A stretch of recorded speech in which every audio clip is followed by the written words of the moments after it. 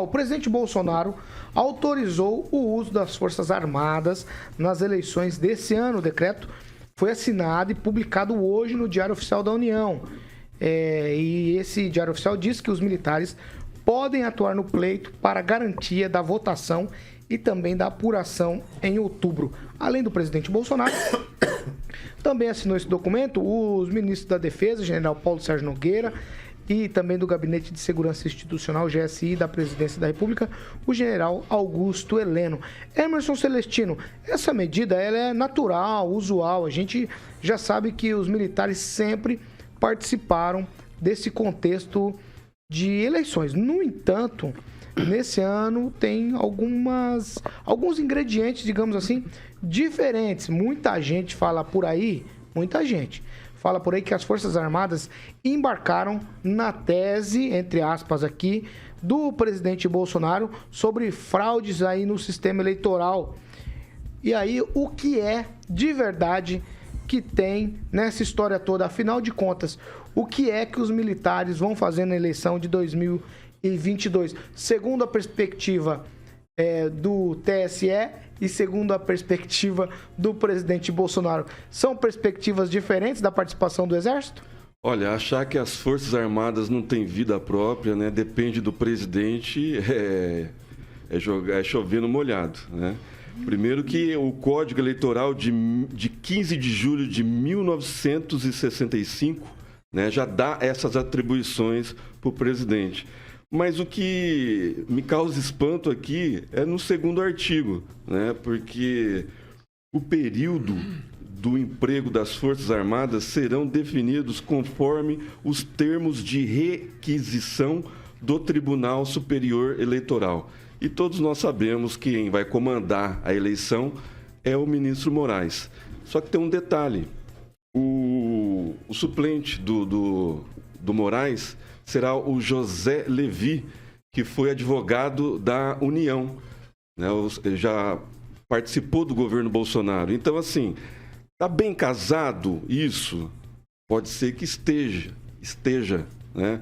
Porque a gente sabe o que o Moraes fez, essa perseguição toda em cima dos conservadores, do pessoal da direita, né?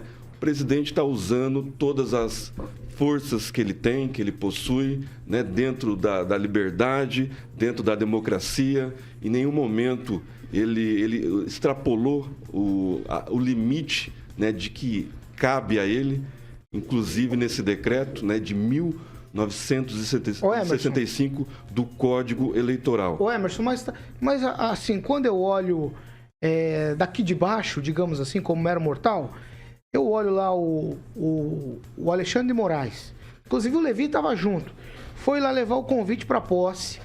Ele vai assumir o tribunal. Ganhou uma camisa do Corinthians. Levou uma camisa do...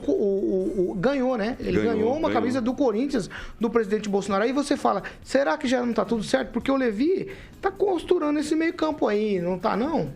É possível, Paulo. Isso daí é para a democracia, para o bom andamento da eleição.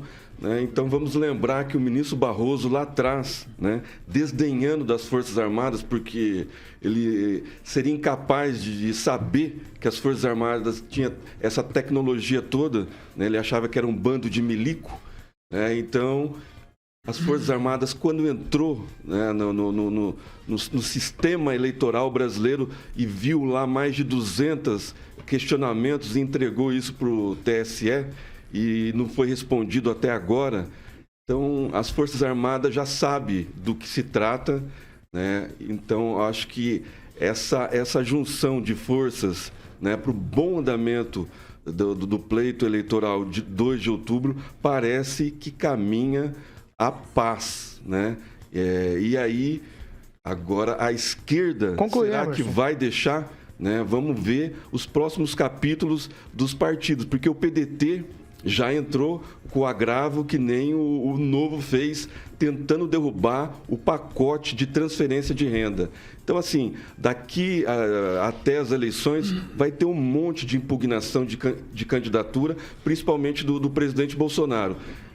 Será que esse pessoal está preparado para a democracia?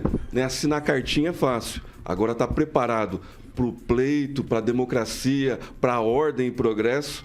é mais difícil para a esquerda assimilar Vamos lá. isso. Francês, agora eu vou com você. Qual que é o papel das Forças Armadas, segundo a perspectiva do presidente Bolsonaro, na sua opinião, claro, e na perspectiva do TSE?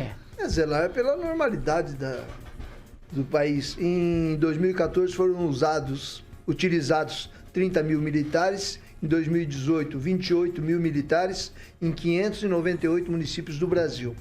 E o papel das Forças Armadas será definido pelo TSE, o TSE que vai falar, precisamos de tantos pessoas da Força Armada lá, aqui precisamos de esquema assim, ele que vai comandar o sistema, né? Agora, essa dúvida,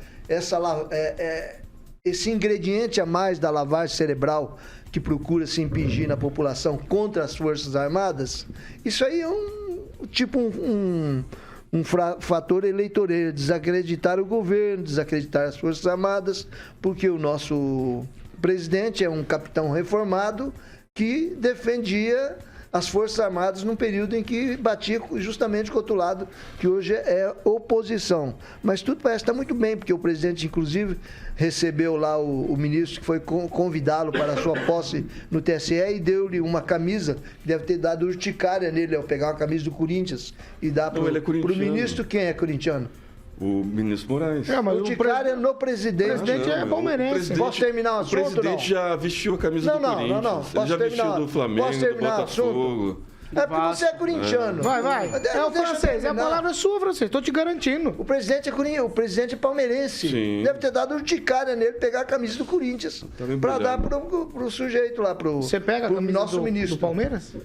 Não. Então, viu? Então, tá vendo? Tá, francês, você tem razão, vai, continua. Então, aí o presidente serviu também um cafezinho para ele. Então acho que chega num ponto, numa situação, que a necessidade desse entendimento, desse cavalheirismo, pelo menos publicamente no relacionamento pessoal. Não pode um ficar atirando no outro até o fim da campanha. Agora, dia 16... eu acho que começa os comícios. Dia 15 começa a campanha de rua. E dia 26 começa os comícios, dia 26 o horário eleitoral. Vamos lá.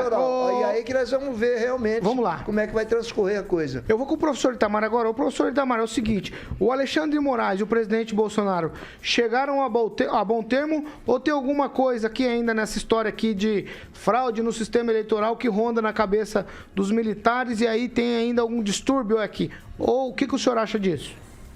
Eu acho que o encontro foi apenas protocolar, né? Um encontro protocolar que não vai além disso. Até porque o Alexandre de Moraes e os seus são inimigos do Brasil, não são adversários políticos, são inimigos do Brasil. Isso está explícito em todos os atos do Alexandre de Moraes e os seus companheirinhos, seus colegas, seus coleguinhas de STF, né? Agora, uma coisa que, digamos assim, não tem outra frase para dizer melhor. As Forças Armadas são responsáveis pela soberania nacional. E, nesse momento, não tem ato mais importante do que zelar pela transparência e segurança do processo eleitoral. Só no Brasil que alguém que cobra mais transparência é acusado de golpista. Acusado de golpista exatamente pelo jornalismo de redação, pela militância de redação, que nós chamamos de jornalismo. Eles sim são golpistas. Golpistas é quem cobrir, não quem quer tornar mais transparente. E eu espero sim que as Forças Armadas tenham atuação decisiva nessa questão da votação e da apuração. Não é mais carregar a urna. Antes, as Forças Armadas tinham um papel importante em determinadas regiões, em dar segurança no transporte das urnas. Agora é o transporte dos votos. Precisamos, sim, de gente das Forças Armadas competente, técnicos preparados para lidar com isso. Se não for para isso, nós não precisamos de Forças Armadas. Acaba com essa raça toda, acaba com essa categoria. Para mim, esse é um ponto essencial. Ou alguém quer jogar o Brasil numa guerra civil, numa convulsão social. Então, esse é o papel que as Forças Armadas... Eu espero das lideranças das Forças Armadas, generais, brigadeiros e outros quesitos mais, almirantes, né, que atuem decisivamente. Faça o que for necessário, mas as eleições têm que ser transparentes. E a esquerda que está falando, olha, golpe, golpe. Eles que sempre apoiaram os golpistas mundo afora, apoia golpista na Venezuela, apoia golpista em qualquer lugar que for necessário. E vem acusar aqui aquela cartinha pilantra de carta pela democracia. Não dá, né? É isso, Paulo.